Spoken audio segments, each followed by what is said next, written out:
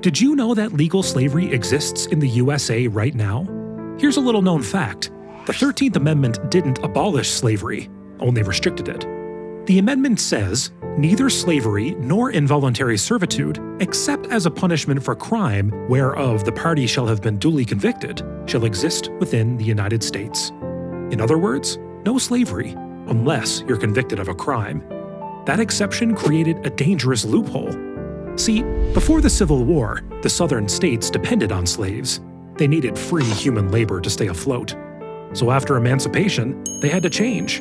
But it was so much easier to just find new ways to get slave labor. So what did they do? They passed all sorts of laws criminalizing things like vagrancy, the use of obscene language, and even just being unemployed.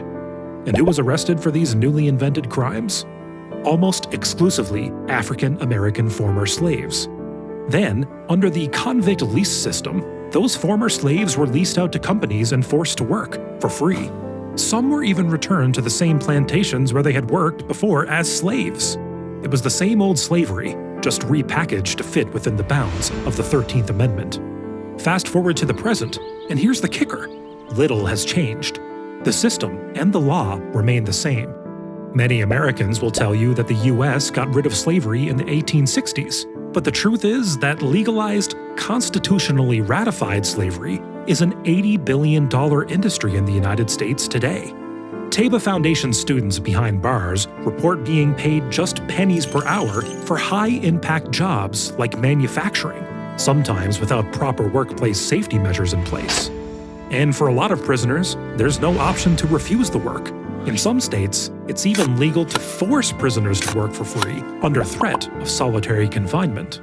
Meanwhile, CoreCivic, just one of the many companies that operate private prisons and detention centers in this broken system, brings in nearly $2 billion a year in revenue off those prisoners and their labor. Prisons being so profitable, it's no wonder the US has more prisoners than any other country and imprisons its citizens at a higher rate than any other nation. The only country possibly on par with America's incarceration rate? North Korea. These insane numbers are driven by equally insane policies that lock up the mentally ill instead of treating them, penalize low-level criminals with extreme, disproportionate sentences, and even end up putting far too many innocents behind bars unjustly. All subjects we'll be exploring in future videos.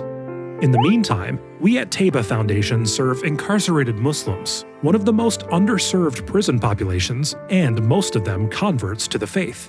Want to get educated on the US prison system and the Muslims inside it? Check out the link in the description below to sign up for our email series.